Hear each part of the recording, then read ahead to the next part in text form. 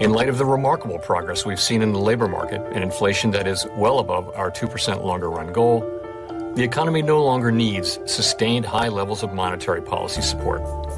That is why we are phasing out our asset purchases and why we expect it will soon be appropriate to raise the target range for the federal funds rate. The committee has not made decisions regarding the specific timing, pace, or other details of shrinking the balance sheet.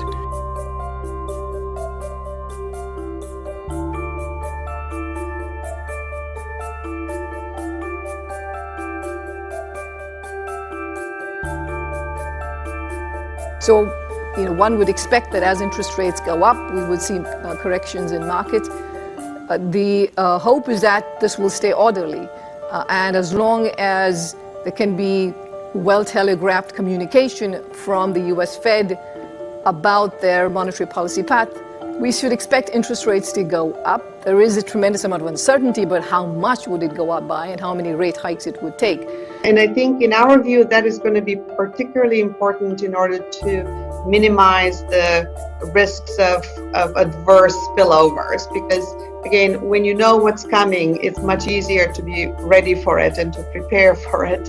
We are in a unprecedented situation, so it's good to be ready.